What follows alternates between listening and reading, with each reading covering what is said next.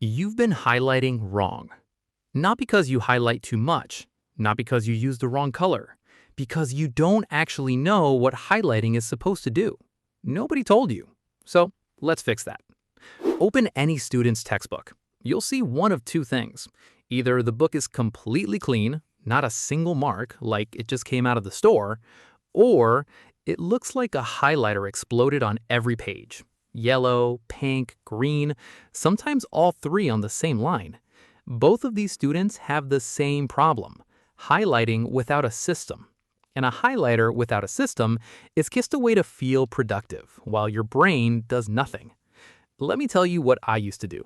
I highlighted everything that felt important. Then the next paragraph felt important, so I highlighted that too. Then I realized I highlighted so much that nothing stood out anymore. Everything was important, which means nothing was. That's the fluorescent trap.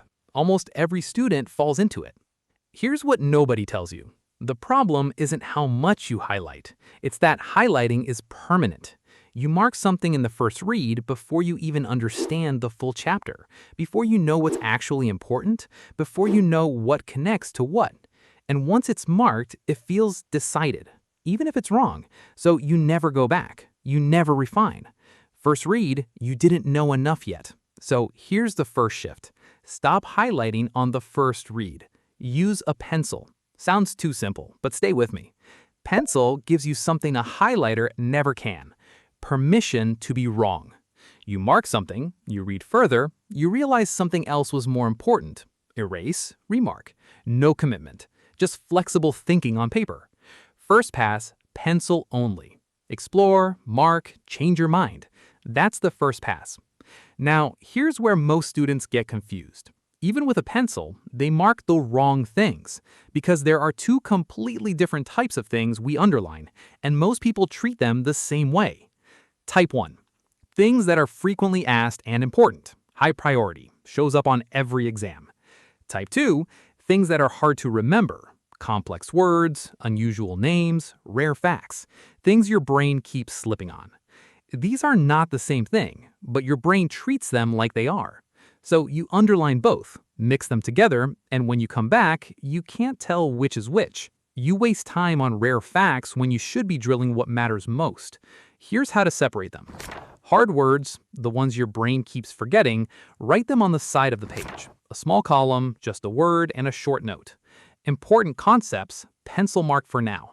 Then, in your second read, and only in your second read, upgrade the most critical pencil marks to permanent highlight. Just a word, not the sentence, not the paragraph, the single word that carries the whole meaning.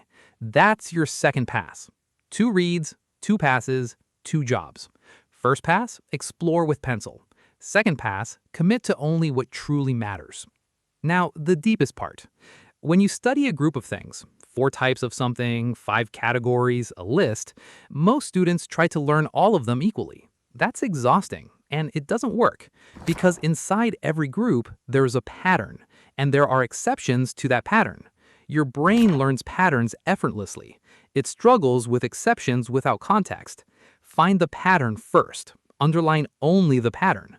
Once the pattern is locked, the whole group makes sense automatically. Then, separately, study the exceptions. 2 or 3 things that break the rule. You don't learn the whole group, you learn the pattern plus the exceptions. Everything else unfolds from those 2 anchors. One last thing. When a page has 1 diagram and 1 paragraph that carry the entire meaning, write it at the top of the page. Only look at this diagram and this paragraph. That's your navigation system. Future you opens that page, knows exactly where to go. Here's the full system. First read, pencil. Explore. Be wrong. Change your mind. Hard words, side column. Second read, permanent highlight. 1 word, most critical only. Groups, find the pattern. Study the exceptions. Dense pages, write your navigation at the top. This isn't about highlighting less, it's about knowing exactly what you're marking and exactly why. That's when your book stops being a fluorescent mess and starts being a map. Try it on 1 chapter. Just 1. You'll never go back.